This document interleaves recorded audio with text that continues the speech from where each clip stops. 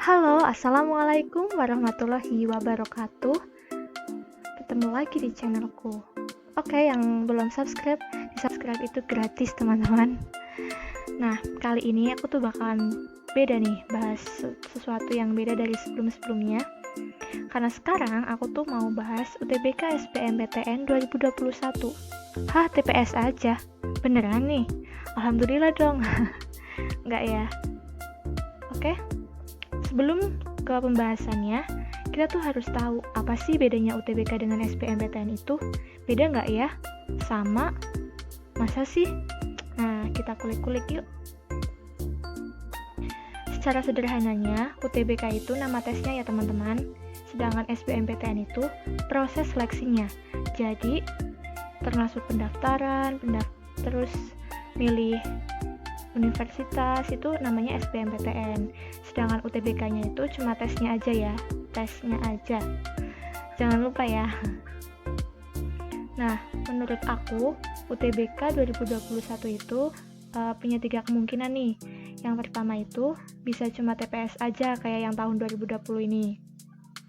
Kalau TPS aja itu ada PU, PPU, PK, sama yang satunya itu PBM.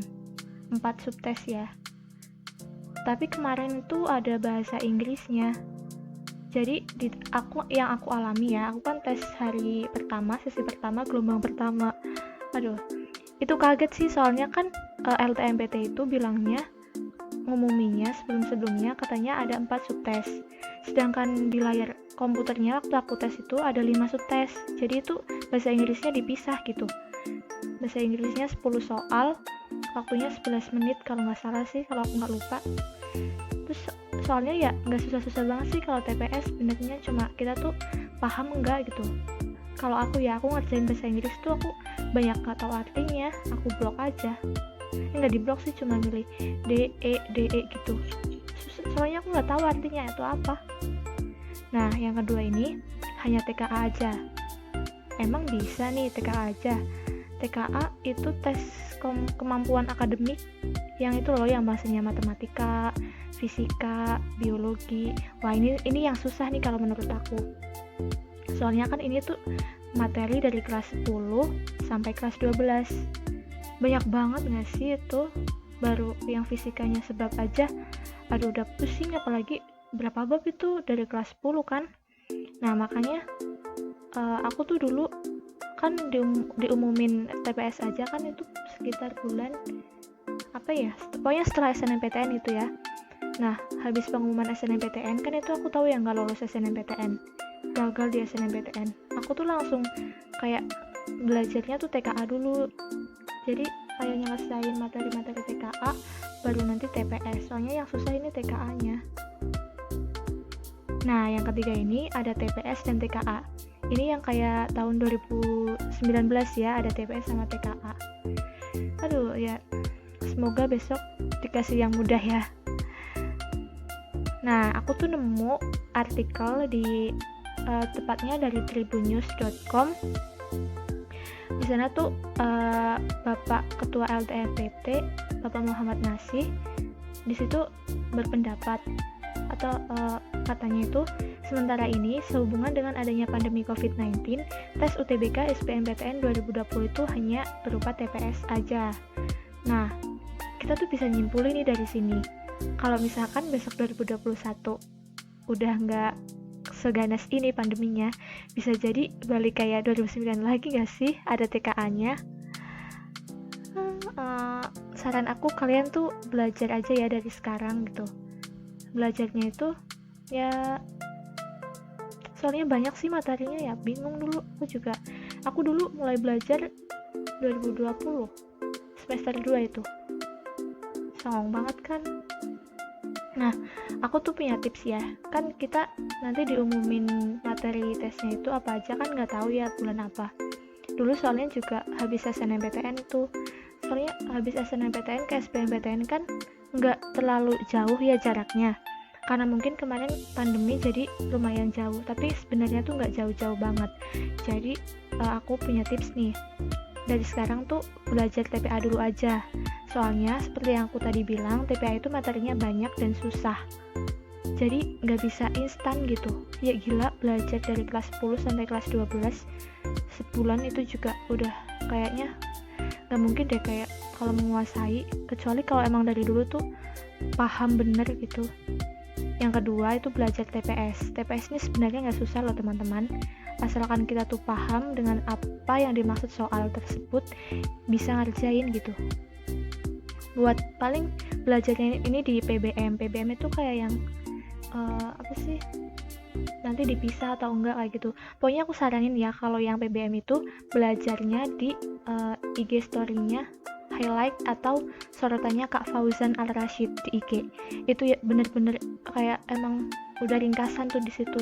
Mantep banget. Aku juga belajar di situ dan kemarin nilaiku paling tinggi PBM-nya. Pokoknya itu di sorotannya IG Kak Fauzan Al Rashid ya, itu kayak emang udah bagus banget tuh materinya di situ, Pak. Baca semuanya, pahami semuanya.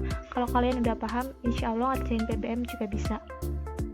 Yang ketiga itu tonton video pembahasan soal UTBK 2020 di YouTube. Nah, ini banyak banget sih kayak channel-channel yang emang bahas soal-soal kayak gitu. Dulu kayak misalnya itu yang siapa ya, Pak Frans itu, terus Rifat Al-Faiz itu juga bagus-bagus sih soalnya. Cuma ya jadi aku sedikit bocoran nih, kadang itu kalau udah tes hari pertama itu soalnya tuh banyak yang kayak nggak bocor sih sebenarnya, cuma kayak mungkin tipe-tipenya ya yang mirip gitu. Kadang juga ada beberapa channel yang bahas soal tipe-tipe soal UTBK gitu, jadi ya lumayan membantu mungkin ya. Tapi kasihan juga yang tes hari pertama, soalnya dulu aku juga hari pertama, jadi habis tes tuh di Twitter langsung rame, di YouTube rame, bocoran-bocoran tipe soal, rasanya tuh panas banget. Yang keempat baru pemantapan soal. Lah, pemantapan soal ini tuh juga bisa secara online nih, kayak nanti pahami V, Kuiper, terus apa lagi ya, banyak pokoknya deh.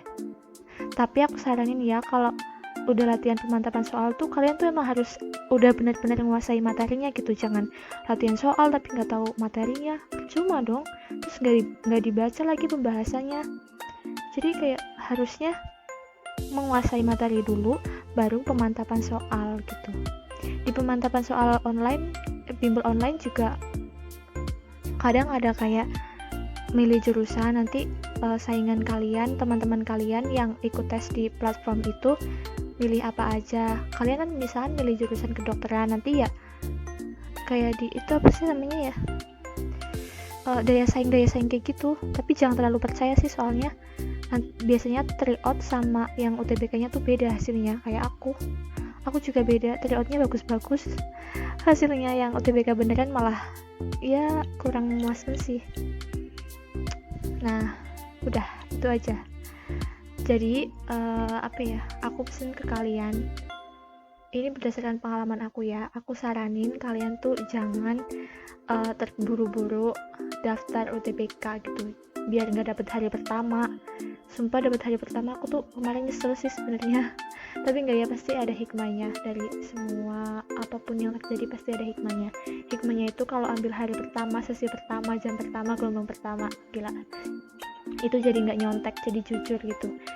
Gimana sih rasanya jujur terus masuk ke universitas negeri, jujur, aduh rasanya tuh bangga gak sih. Aduh, soalnya kan aku waktu SMA nya tuh sering kayak nyontek gitu, kayak kerja sama teman, tapi alhamdulillah buat UTBK nya bisa jujur. Soalnya kan buat ke apa sih, ibaratnya kita kuliah nentuin 4 tahun itu kan, 4 tahun itu kayak nentuin hidup kita selanjutnya. Jadi kalau diperoleh dari hal-hal yang tidak jujur, takutnya tidak berkah gitu. Nah, kalau misalkan kalian nggak ambil di hari pertama itu, gelombang pertama, tapi ada juga nih yang emang benar jujur itu walaupun nggak di hari pertama. Banyak, bahkan aku tuh appreciate, apa sih, kagum banget sih sama orang-orang yang kayak gitu, walaupun nggak tes di hari pertama, gelombang pertama tetap jujur. Aku tuh salut banget sama mereka, hebat itu mereka yang kayak gitu. Dan aku harap kalian juga yang jujur ya, jangan sih kayak ya emang sih bukan bocoran soalnya ya, cuma kan tipe-tipenya gitu ya. Mungkin ya nggak ada yang salah sih sebenarnya, karena itu bukan soalnya juga kan yang keluar, cuma mirip aja gitu. Oke, di video selanjutnya insya Allah kalau ada kesempatan dan aku bisa, insya Allah aku pengen bahas nih pengalaman aku di UTBK 2020 kemarin sama cara milih jurusan supaya tembus di PTN gitu. Jangan lupa ya di subscribe biar aku tuh jadi semangat nih bikin videonya. Oke, sekian ya, semoga bermanfaat buat kalian semua. Wassalamualaikum warahmatullahi wabarakatuh.